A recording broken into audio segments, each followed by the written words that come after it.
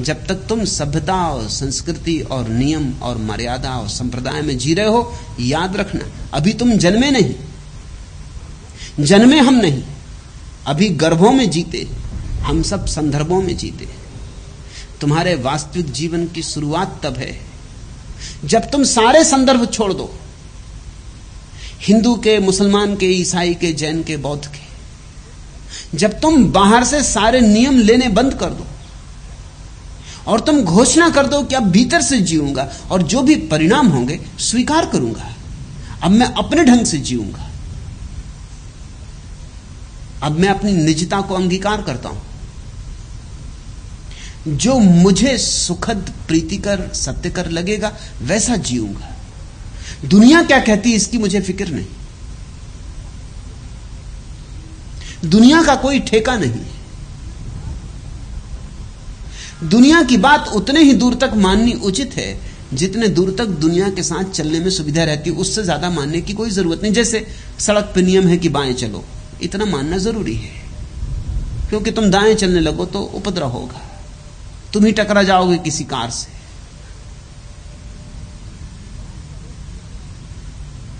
बाएं चलो ये कोई शाश्वत नियम नहीं है, व्यवहारिक नियम है। इससे रास्ते पर लोगों के चलने में सुविधा होती, लोगों की गतिविधि में आसानी होती। बस इस तरह के जो नियम है वो पालन करना, कि जब सड़क की बत्ती कह रही हो आगे मत बढ़ो तो रुक जाना। ये मत कहना कि हम अपनी निजता से जिएंगे, नहीं तो तुम जी ही ना पाओगे, आएगी एक ट्रक और उसके नीचे दब जाओगे। निजता से जीने का अर्थ ये नहीं है कि तुम जीवन के व्यवहार व्यवस्था को छोड़ दो। व्यवहार की व्यवस्था ठीक है, उसका पालन कर लेना, लेकिन व्यवहार की व्यवस्था धर्म नहीं, और व्यवहार की व्यवस्था पर तुम समाप्त नहीं, और व्यवहार की व्यवस्था पर ही अपने को पूरा मत मान लेना कि सब काम ठीक हो गया क्योंकि हम बाएं चलते हैं, रात पानी नहीं पीते, शराब नहीं पीते, मांसाहार नहीं करते, बस ठीक हो गया। सब कुछ भी ठीक नहीं हुआ, ये सब ठीक है, ये सब व्यवहारिक है, लेकिन इसमें आत्यंतिक कुछ भी नहीं है। अब एक आदमी यही सोच रहा है कि वो सिगरेट नहीं पीता इसलिए मोक्ष जाएगा। सिगरेट पीने से कुछ नुकसान है जरूर, मगर मोक्ष जाने में बाधा सिगरेट पीने से पड़ती हो तो मोक्ष दो कौड़ी का हो गया। जितनी कीमत सिगरेट की उतनी कीमत मोक्ष की हो गई। अब कोई सज्जन धुआं भीतर ले जाते हैं, बाहर निकालते हैं, इससे उनके मोक्ष में बाधा पड़ जाएगी। फेफड़ों में थोड़ा सा धुआं भीतर ले गए फिर बाहर निकाल दिए, इससे मोक्ष में बाधा पड़ जाएगी।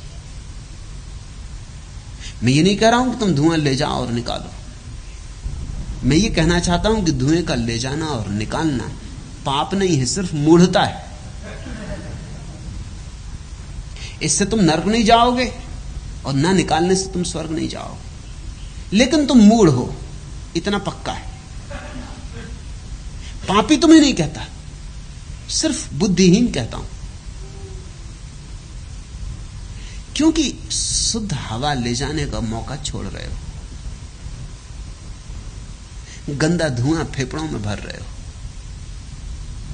फिर तड़फोगे, फिर क्षय रोग होगा, फिर कैंसर होगा, फिर अस्पतालों में सड़ोगे, वो सब झेलोगे। मूर्खता है और कुछ भी नहीं। आदमी कैसा अंधा है। अमेरिका की सरकार ने तय किया कि सब सिगरेट के डब्बों पर लिखा होना चाहिए कि सिगरेट का पीना जीवन के लिए घातक है। सिगरेट कंपनियां बहुत घबराई, बहुत बेचैन हुई कि अगर डिब्बों पर लिखा रहेगा हर डिब्बे पर कि सिगरेट पीना घातक है जीवन के लिए, तुम्हारे जीवन को खतरा है, तो पिएगा कौन? मगर उन कंपनियों को कुछ पता नहीं कि आदमी महामूढ़। जब बड़ा विरोध किया कंपनियों ने कि हमें नुकसान हो जाएगा, हमारे कारखाने टूट जाएंगे, मगर नियम बन गया और सिगरेट के डब्बों पर लिखा जाने लगा। हां, कोई 3-4 सप्ताह सिगरेट की बिक्री में कमी हुई, बस फिर बिक्री दुगनी हो गई। क्योंकि वो जो 3-4 सप्ताह नहीं पी थी मूढ़ों ने, फिर वो एकदम से टूट पड़े, क्योंकि 3-4 सप्ताह कोई कम संयम रखा उन्होंने। फिर उन्होंने कहा जाने भी दो, जो होगा होगा। अब डिब्बी पे लिखा हुआ, लेकिन पढ़ता कौन? अब उसका कोई अर्थ नहीं, लिखा है कि नहीं लिखा है कोई नहीं पढ़ता, लिखा रहने दो। एक डर था, वो डर भी गया। अगर तुम किसी से कहो कि भाई जल्दी मर जाओ, वो कहता तो जल्दी मर जाएंगे और क्या होगा, ठीक है, मगर सिगरेट पीते ही मरेंगे, ये मौका नहीं छोड़ सकते। सिगरेट पीने से कोई पाप नहीं होता, मूढ़ता तो होती है। बस तुम्हारी जिंदगी में जिनको तुम नियम बना लिए हो, सोच समझ के चलो, मूढ़ता ना करो। और जीवन का जो व्यवहार है उसमें व्यर्थ के उपद्रव खड़े मत करो, क्योंकि उन उपद्रवों से साधना में सहायता नहीं मिलेगी, बाधा पड़ जाएगी। इसलिए कोई हानि नहीं है कि कोई आदमी सड़क पर नंगा चले, कोई पाप भी नहीं है इसमें, लेकिन चूंकि लोगों का जीवन व्यवहार है, कपड़े लोग पहने हुए हैं, वो लोग नाराज हो जाएंगे, क्योंकि जब तुम नंगे चलते हो तुमने उनको नंगा कर दिया, तुमने उनको ये याद दिला दी कि कपड़ों के भीतर हम भी नंगे, वो गुस्सा हो जाते। किसी तरह भूले भाले बैठे थे, भूल ही चुके थे कि हम नंगे। तुमको बिना कपड़े के देख के एकदम उनको भी याद आती, करे तुम्हारे नंगेपन से वो नाराज इसलिए होते, तुमने उनका नंगापन जाहिर कर दिया। तुमको नहीं होता मरे हुए आदमी देखे याद नहीं आती अपनी मौत की, क्या मरूंगा? जब लाश निकलती है रास्ते से, तुम्हें एक क्षण को स्मरण नहीं आ जाता कि मेरी मौत अब ज्यादा देर नहीं है, ये आएगी। ये आदमी भी कल भला चंगा था, मैं आज भला चंगा हूं, कल की कौन जाने। आज इसकी अर्थी निकल रही है, मैं देख रहा हूं, कल मेरी अर्थी निकलेगी, कोई देखेगा। याद नहीं आती, तुम्हें याद आ जाती। ऐसे ही नंगे आदमी को देख कर तुम्हें याद आ जाती कि भीतर मैं नंगा हूं। तो मैं नहीं कहता कि सड़क पर नंगे चलो, क्यों किसी को याद दिलानी? जो याद नहीं करना चाहता वो उसकी मर्जी, क्यों किसी को याद दिलाना, क्यों किसी के जीवन में बाधा डालनी? फिर तुम्हारे नंगे चलने से तुम्हें भी बाधा पड़ेगी, पुलिस आ जाएगी, लोग घेरा डालेंगे, पकड़ेंगे कि दिमाग खराब हो गया, हालांकि कुछ भी नहीं हुआ है। कितने पशु पक्षी सभी तो नंगे हैं, किसी का दिमाग खराब नहीं हुआ है। असल में पशु पक्षी सोचते होंगे कि आदमी को क्या हो गया, आखिर उनकी संख्या बहुत है। अगर लोकतंत्र चलता हो तो नंगों की संख्या दुनिया में बहुत है। कितने पशु पक्षी सब नग्न है, वो जरूर बैठ के सोचते होंगे बच्चों पर, इन आदमियों को क्या हो गया, ये कपड़ा क्यों टांगे फिरते। और आदमी ऐसा पागल है, इंग्लैंड में महिलाओं का एक समाज है जो कुत्तों को कपड़ा पहनाने का आंदोलन चलाती। अभी सोचते हो इन महिलाओं का दिमाग बिल्कुल खराब होना चाहिए, कुत्तों को कपड़े पहनाना, क्योंकि नंगे कुत्ते देख के इनको अपने नंगेपन का याद आ रहा है या क्या हो रहा। तुम जान के हैरान हो गए कि विक्टोरिया के जमाने में इंग्लैंड में कुर्सियों के पैर को भी ढांक के रखा जाता था, क्योंकि वो पैर, कुर्सियों के पैर, उनको भी ढांक के रखा जाता था, उनको कपड़ा पहना दिया जाता था, क्योंकि पैर है ना, पैर की याद आती, पैर नंगे नहीं होने चाहिए। हद हो गई पागलपन की। अगर पशु पक्षियों को दिखाई पड़ते होगे तुम तो थोड़े हैरान तो होते होंगे कि परमात्मा ने नग्न पैदा किया था, तुम कपड़े क्यों पहने हो? मगर जिनके बीच तुम रहते हो वो सब कपड़े पहने। अच्छा यही है कि तुम भी कपड़े पहने रहो, उचित यही है, ये व्यवहारिक है। इसलिए मैं तुमसे कहता हूं व्यवहार के कोई नियम व्यर्थ मत तोड़ना, जब तक कि ऐसा कोई नियम ना हो जो तुम्हारी आत्मा की स्वतंत्रता में बाधा बन रहा हो, जो तुम्हारे और परमात्मा के बीच बाधा बन रहा हो, मत तोड़ना, उसे चुपचाप स्वीकार कर लेना। उसकी स्वीकृति में कोई हानि नहीं। जैसा देश हो वैसा वेश रखना और अपने भीतर की खोज में लगे रहना, अपनी आत्मा को मत बेच देना, अपनी आत्मा की स्वतंत्रता को अक्षुण्ण रखना। तो धीरे धीरे एक दिन तुम जान सकोगे असली जन्म क्या है। तब तुम संदर्भों में नहीं जियोगे, तब तुम हिंदू नहीं, मुसलमान नहीं, ईसाई नहीं, तब तुम पहली दफे मनुष्य होगे। और जो मनुष्य हो गया उसके परमात्मा होने में ज्यादा देर नहीं। उसने आधी यात्रा पूरी कर ली।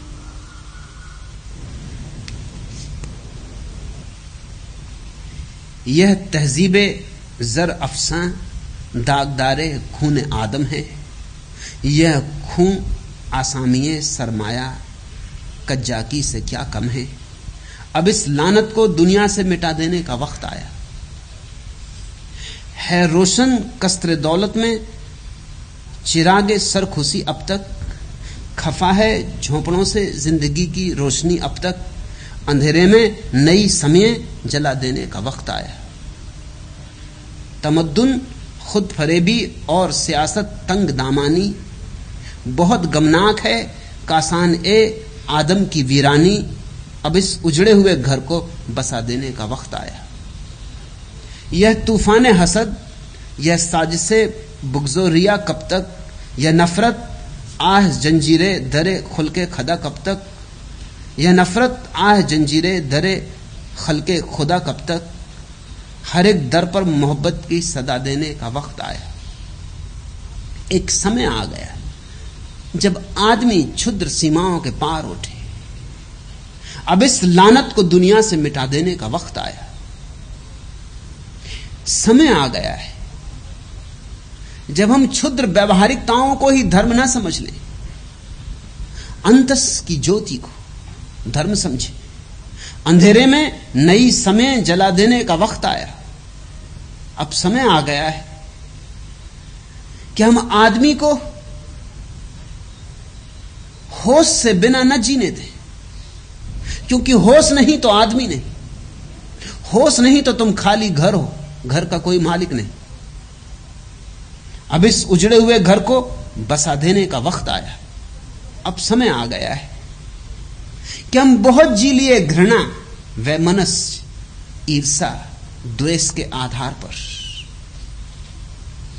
अब हम जीवन का एक नया ढंग खोजें। हम एक नई मनुष्यता को जन्म दें, एक नए मनुष्य को, एक नई चेतना को। हर एक दर पर मोहब्बत की सदा देने का वक्त आया। ध्यान भीतर जगे तो तुम्हारे जीवन में प्रेम फैल जाता है। जैसे दिया जलता है तो किरणें फैल जाती, रोशनी फैल जाती, ऐसे ध्यान जलता है तो प्रेम फैल जाता है। और अगर तुम प्रेम फैला दो तो ध्यान जल जाए। ये दोनों एक ही सिक्के के दो पहलू। अगर तुम मुझसे पूछना चाहो तो धर्म की मैं छोटी सी परिभाषा करता हूं, ध्यान और प्रेम। बस ये दो शब्द याद रखो। इन दो शब्दों पर कसते रहना अपने को। दूसरे से संबंध हो तो प्रेम पर कसना। अगर प्रेम गवाही दे कि ठीक तो ठीक, अगर प्रेम कहे नहीं ये मेरे विपरीत, तो समझ लेना धर्म के विपरीत। और भीतर की दुनिया में, अपने अंतस की दुनिया में ध्यान की कसौटी पे कसते रहना। तुम जो भी भीतर करो, ख्याल करना इससे ध्यान सधेगा, घटेगा, बनेगा, बिगड़ेगा। अगर बनता हो तो ठीक, धर्म। अगर बिगड़ता हो ध्यान तो अधर्म। बस प्रेम और ध्यान की दो कसौटियों पर तुम जीवन को कसते रहो, ये दो पंख बन जाएंगे। ये तुम्हें उस विराट परमात्मा तक ले जाने के लिए काफी पर्याप्त है।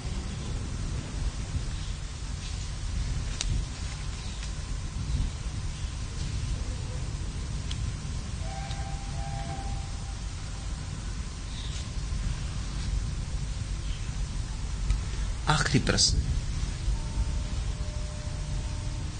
मेरी जिंदगी किसी के काम आ जाए, कौन जाने मौत का पैगाम आ जाए, जिंदगी की आखिरी शाम कब आ जाए।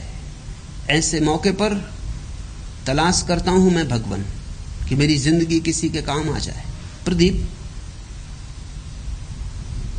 भावना शुभ है, पर जिंदगी अभी है कहां, काम क्या आएगी, अभी तुम हो कहां। भाव शुभ है, लेकिन कहावत तो तुमने सुनी ना कि नरक का रास्ता शुभ भावनाओं से पटा पड़ा है। यह शुभ भावना भी नरक के रास्ते पर ही पट जाएगी। लोग सोचते हैं किसी के काम आ जाऊं, अभी तुम अपने भी काम आए नहीं, कैसे किसी और के काम आ सकोगे। लोग सोचते हैं किसी का दिया जलाऊं, अभी अपना दिया जला नहीं, और तुम दूसरे के दिए जलाने चले। डर यही है कि तुम जलते दिए बुझा मत देना। अभी अपनी आंख खुली नहीं और तुम दूसरों को मार्गदर्शन देने की आकांक्षा से भरने लगे। और आकांक्षा शुभ है, मगर अंधा आदमी दूसरे अंधों को राह दिखाए, दोनों खाई खड्ड में गिरेंगे। और फिर भी मैं कहता हूं तुम्हारी भावना शुभ है, लेकिन उस भावना को पूरी करने की क्षमता तुम में अभी कहां। तुम समाज सेवक हो जाओगे और वह खतरा है। मैं समाज सेवक पैदा नहीं करना चाहता। मैं चाहता हूं ऐसे लोग जो जीवंत थे, जो आनंद से भरे और जिनके आनंद से अपने आप सेवा निकले, उन्हें पता भी ना चले कि हम सेवा कर रहे हैं। मैं तुमसे कोई कर्तव्य करने को नहीं कह रहा हूं। मैं तो चाहता हूं तुम्हारे जीवन में जो भी हो वो प्रेम से हो, कर्तव्य से नहीं। कर्तव्य से जब भी कोई बात होती तो चूक हो जाती। कर्तव्य का मतलब ही होता है करने की इच्छा नहीं कर रहे हैं, कर्तव्य है। कर्तव्य है का अर्थ होता है चाहते तो नहीं है, मजबूरी है। प्रेम से जब तुम करते हो तो कर्तव्य नहीं होता, तब तुम्हारा आनंद होता है, तुम्हारा रस होता है। तो तुम पहले ध्यान को जमाओ, पहले प्रेम को जगाओ, फिर ये अपने से हो जाएगा। मत पूछो मेरी जिंदगी किसी के काम आ जाए। अभी तुम्हारे पास जिंदगी कहां? अभी तो संदर्भों में जी रहे हो। अभी जन्म कहां हुआ? अभी तो गर्भों में जी रहे हो। अभी जन्म कहां हुआ? और मैं जानता हूं कि यह बात उठती है मन में। संवेदनशील व्यक्ति के मन में यह विचार उठना शुरू होता है, क्योंकि चारों तरफ बड़ा दुख है। जिसको भी थोड़ी संवेदना है उसके मन में यह भाव आता है कैसे इस दुख को मिटाऊं, क्या करूं।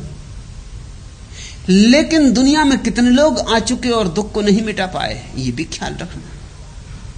और कितने उपाय दुख को मिटाने के किए जाते हैं, दुख कमता नहीं बढ़ता जाता है, हर उपाय से बढ़ता जाता है। हेल सियासी इथोपिया के सम्राट थे। ईसाई मिशनरियों ने सम्राट को जाके कहा कि हम चाहते हैं इथोपिया को भी हम शिक्षा दें, स्कूल खोलें, शिक्षा का व्यापक प्रसार होना चाहिए, इथोपिया में शिक्षा नहीं। सम्राट ने जो बात कही बड़ी हैरानी की थी। सम्राट ने कहा तुम्हारे देश में तो शिक्षा का खूब प्रसार हो गया है, लाभ क्या हुआ? अगर तुम्हारे पास पक्का प्रमाण हो कि शिक्षा के प्रसार से तुम्हारे लोग ज्यादा आनंदित, ज्यादा शांत, ज्यादा प्रफुल्लित हुए, ज्यादा भले हुए, तो फिर ठीक है, तुम मेरे देश में भी शिक्षा का प्रसार करो। वे ईसाई मिशनरी सिर झुका कर रह गए। ये बात तो उन्होंने सोची ही न थी। लोग तो मान ही लेते हैं कि शिक्षा का प्रसार यानी अच्छा काम, लेकिन शिक्षा के प्रसार से हुआ क्या है? विश्वविद्यालयों में क्या हो रहा है सारी दुनिया के देखो। विश्वविद्यालय से निकलने वाला आदमी ज्यादा चिंतित, ज्यादा तनावग्रस्त हो जाता, ज्यादा बेचैन परेशान हो जाता, ज्यादा महत्वाकांक्षी, ज्यादा अहंकारी हो जाता। कोई चीज उसे तृप्त नहीं करती, उसकी आकांक्षा ऐसी हो जाती कोई चीज उसे कभी तृप्त नहीं कर सकेगी। विश्वविद्यालय से निकला हुआ आदमी कुछ भी नहीं करना चाहता और सब पाना चाहता है। बेईमान हो जाता है, चालाक हो जाता है, चालबाज हो जाता है, सरलता खो देता है, सहजता खो देता है।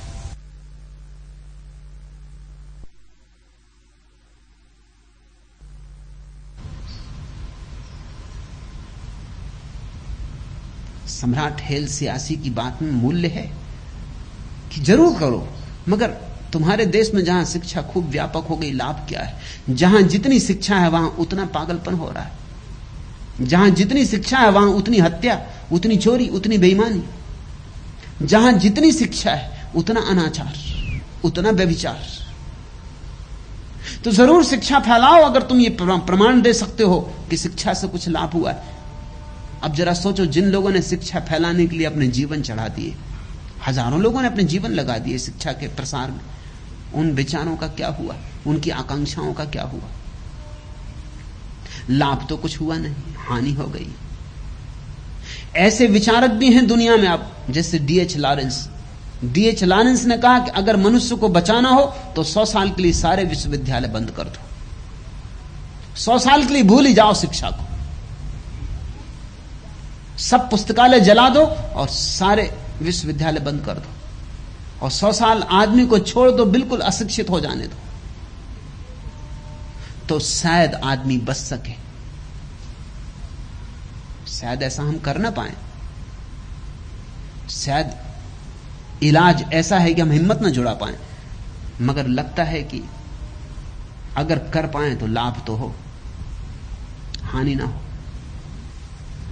होता क्या है, शिक्षा फैल गई, तुम्हारी जिंदगी तो काम आ गई शिक्षा फैलाने, मगर शिक्षा फैलाने का अंतिम परिणाम क्या है, क्या करोगे? सेवा से कुछ भी नहीं होता। जागो, होश संभालो, और तब तुम्हें दिखाई पड़ेगा कि आदमी दुखी है इसलिए नहीं कि दुनिया में शिक्षा कम है या दवाइयां कम है, आदमी दुखी है इसलिए कि दुनिया में ध्यान कम है। लेकिन यह भी तुम्हें तभी पता चलेगा जब तुम्हारा ध्यान जगेगा और तुम्हारे दुख विसर्जित हो जाएंगे, तब तुम्हें पता चलेगा। फिर तुम दूसरों में भी ध्यान को जगाने की कोशिश में लगना। बस एक ही काम करने जैसा है कि लोगों का ध्यान जगे। मनुष्य इतना परेशान है क्योंकि मूर्छित है, और मनुष्य मूर्छित होने के कारण दुखी।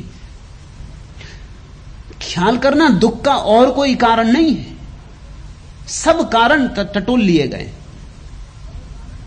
जैसे कि मार्क्स ने कहा कि दुख का कारण है आदमी का कि धन का वितरण ठीक नहीं, लाखों लोग मरे, मारे गए, खून बहा, रूस में धन का वितरण हो गया, मगर आदमी का दुख वैसा का वैसा। सच तो यह है, रूस में आज आदमी और ज्यादा दुखी है, क्योंकि धन का वितरण तो हो गया लेकिन आत्मा की सारी आजादी छिन गई। धन का वितरण करना हो तो आत्मा की आजादी छीननी ही पड़ेगी, क्योंकि अगर आत्मा आजाद हो तो लोगों की धन कमाने की क्षमता अलग अलग है। अगर आत्मा आजाद हो तो एक आदमी धनी हो जाएगा और एक आदमी गरीब ही रह जाएगा। अगर प्रत्येक व्यक्ति को स्वतंत्रता से जीने का हक हो तो समानता कभी हो ही नहीं सकती। इसे थोड़ा समझना, समानता और स्वतंत्रता साथ साथ नहीं हो सकते। और तुम्हारे तथाकथित राजनीतिक नेता यही नारा दिए जाते हैं, समानता चाहिए, स्वतंत्रता चाहिए, जैसे कि दोनों बातें साथ हो सकती। समानता होगी तो स्वतंत्रता नहीं होगी, क्योंकि मनुष्य समान नहीं है, जबरदस्ती समान करना पड़ेगा। अब ऐसा ही समझो कि किसी ने सिद्धांत बना लिया कि सबकी ऊंचाई समान होनी चाहिए। अब अगर सबकी ऊंचाई समान करनी है तो स्वतंत्रता छीननी पड़ेगी, किसी का सिर काटो, किसी के पैर काटो, सबको बराबर कर दो, काट छांट के। आदमी तो मर जाएंगे, ऊंचाई बराबर हो जाएगी, आत्मा खो जाएगी। और अगर आत्मा को बढ़ने देना है अपनी स्वभावता से तो निश्चित ही कोई ऊंचा होगा, कोई ठीक ना होगा, कोई धन कमाने में कुशल होगा, कोई नहीं होगा, कोई बहुत धन कमा लेगा और कोई बिल्कुल नहीं कमा पाएगा, और कोई यशस्वी हो जाएगा और कोई बिल्कुल यशस्वी नहीं हो पाएगा, कोई सफल होगा, कोई सफल नहीं हो पाएगा। सबकी गुणवत्ताएं अलग अलग है, समान नहीं है आदमी। दुनिया में इससे बड़ा कोई झूठा सिद्धांत नहीं कि आदमी समान है। मनोविज्ञान की सारी खोजें कहती हैं आदमी असमान है, और आदमी को समान बनाने की कोशिश चली तो रूस में लाखों लोग मार डालने पड़े, वही काटना पड़ा, किसी का सिर, किसी का पैर, जबरदस्ती करके धन बांट दिया। फिर बांटने से भी कुछ नहीं होता। अगर एक बार बांट दो फिर लोगों को छोड़ दो। तुम थोड़ा सोचो, यहां इतने लोग बैठे, सबको 1000-1000 रुपए दे दिए जाए, सबको छुट्टी दे दी जाए कि 3 महीने बाद आके खबर करने। कोई सज्जन तो बाहर तक भी ना पहुंच पाएंगे, जेब कट जाएगी, दरवाजे के बाहर ना निकल पाएंगे।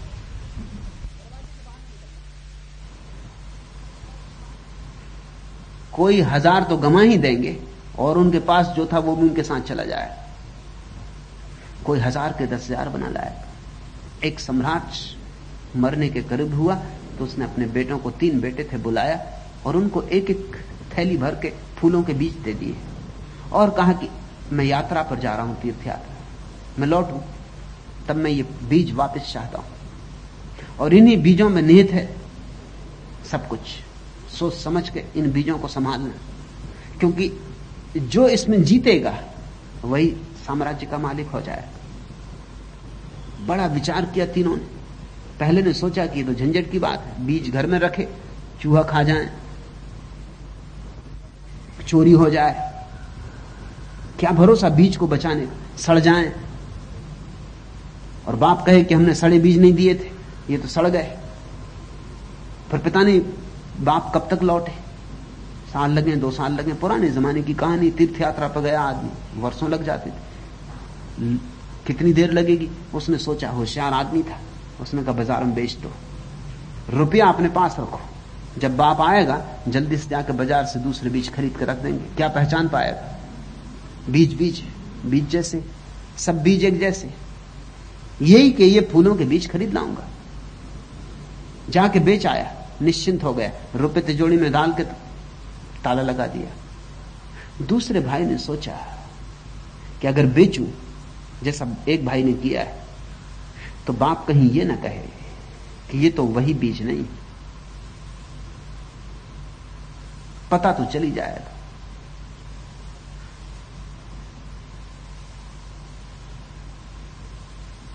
और कहीं इसी कारण राज्य न गमा बैठो, तो उसने बीजों को तिजोरी में बंद करके ताला लगा दी। बाप जब तक आया तब तक वो बीज सड़ गए, उनसे बदबू आने लगी। तीसरे लड़के ने बीज जाके बगीचे में बो दिए। सोचा कि बीज का तो अर्थ होता है संभावना, इसलिए पिता का इशारा साफ है कि संभावना को जो वास्तविक करेगा वही मेरे साम्राज्य का मालिक हो सकेगा। बीज को संभाल के नहीं रखा जाता, बीज को बोया जाए, यही उसका संभालना है। और फिर जब बीज हम बो देंगे तो जल्दी ही 1000 गुने बीज पौधों पे आ जाएंगे। संभालना क्या, जब 1000 गुने हो सकते हैं तो 1000 गुने करके देना चाहिए, 1,00,000 गुने हो सके तो 1,00,000 गुने करके देना चाहिए। उसने बीज बो दिए। जब बाप लौटा, पहले बेटे ने कहा कि जरा बैठिए, मैं अभी जाता हूं बाजार से बीज ले आता हूं। बाप ने कहा लेकिन जो बीज मैंने तुम्हें दिए थे वे ही बचाने थे, ये वही बीज नहीं, ये स्वीकार नहीं होंगे, तुम परीक्षा में असफल हुए। दूसरा बेटा बहुत खुश हुआ, उसने कहा आइए वही बीज है। तिजोरी खोली, वहां से सड़े बीजों की बास आई। बाप ने कहा लेकिन मैं तुम्हें बीज दे गया था जिनमें दुर्गंध नहीं थी, और मैं तुम्हें बीज दे गया था जिनसे तुम चाहते तो फूल पैदा होते और सुगंध पैदा होती। ये तो बात गड़बड़ हो गई, ये स्वीकार नहीं हो सकता, तुम हार गए। तीसरे बेटे से कहा, उसने कहा कि आइए बगीचे में, क्योंकि बीज की जगह बगीचे में, तिजोरी कोई बीज की जगह। बाप पीछे गया, बगीचे में फूल ही फूल खिले थे, हजारों फूल खिले थे, फूलों में फिर बीज आ रहे थे। बेटे ने कहा कि बीज आ गए हैं, वही बीज हैं, उन्हीं की संतान है, उन्हीं का सिलसिला है, और ये फूल मुफ्त और ये बगीचे का सौंदर्य मुफ्त। और फिर बीज 1000 गुने हो गए। मैंने सोचा कि उन्हीं को क्या बचाना जब 1000 गुने हो सकते हैं। बाप ने कहा तू मेरे साम्राज्य का मालिक है, तुझसे मेरा साम्राज्य 1000 गुना होगा। तू सिर्फ बचाने वाला नहीं होगा, बढ़ाने वाला होगा, और बढ़ाने वाला ही बचाने वाला है। लोग अलग अलग हैं। रूस में जबरदस्ती समानता बिठा दी, मगर लोग बड़े दुखी हो गए, आत्मा खो गई, स्वतंत्रता खो गई। दुखी ना होंगे तो क्या होंगे। बोलने की आजादी नहीं रही। मैंने सुना है कुत्तों की एक प्रदर्शनी हुई फ्रांस में, सारे दुनिया के कुत्ते इकट्ठे हुए, उसमें रूस के कुत्ते भी आए, बड़े तगड़े थे।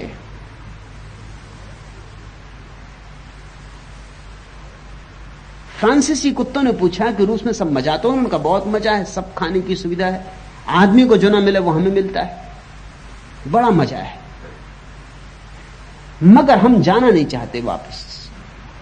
फ्रांसीसी कुत्तों ने कहा यह बात समझ में नहीं आती, अगर इतना मजा है तो तुम वापस क्यों नहीं जाना चाहते। उन्होंने कहा और सब तो ठीक, भौंकने की आजादी नहीं, और बिना भौंके कुत्ते की क्या जिंदगी। कितनी भोजन, तो भोजन थोड़ी जिंदगी है, भौंकने का रस। रूस में बोलने की आजादी नहीं, दीवानों को कान है। स्वतंत्रता नहीं।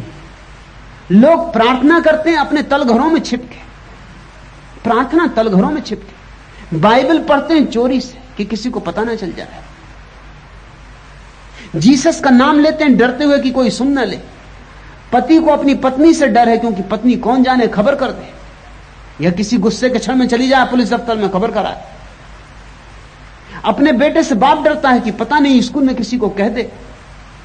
ऐसा भय व्याप्त, ये सुख हुआ, समानता हो गई, स्वतंत्रता खो गई, आत्मा खो गई। तुम दुनिया में जो भी करोगे उससे सुख होने वाला नहीं है। दुख के नए आवर्तन, दुख के नए चाक घूमते रहेंगे और दुनिया बड़ी दुखी है, ये सच। फिर क्या करें? दुख का मूल आधार तोड़ना पड़ेगा। दुख का मूल आधार है आदमी का अज्ञान, आत्म अज्ञान। तो ये मत पूछो मेरी जिंदगी किसी के काम आ जाए, अभी तो ये पूछो कि मेरी जिंदगी कैसे हो जाए, मेरा जन्म कैसे हो। और फिर तुम्हारा जो रास्ता बनेगा जिंदगी का, जिस तरह तुम जिंदगी को जानोगे, रस मग्न होगे, वही खबर औरों तक पहुंचा देना प्रदीप। तो औरों की जिंदगी में भी दिए जलेंगे। एक दिया जल जाए तो और दिए जल सकते, ज्योति से ज्योति जले। मगर मैं नहीं चाहता कि तुम सेवा में लगो, और मैं नहीं चाहता कि तुम सत्ता में जाओ। दो ही उपाय हैं दुनिया को बदलने के अब तक, एक है सत्ता, एक है सेवा। सेवा करो तो लोग सुखी हो जाएंगे, ये बात भी गलत हो गई। सेवा हो चुकी बहुत, कोई सुखी नहीं हुआ।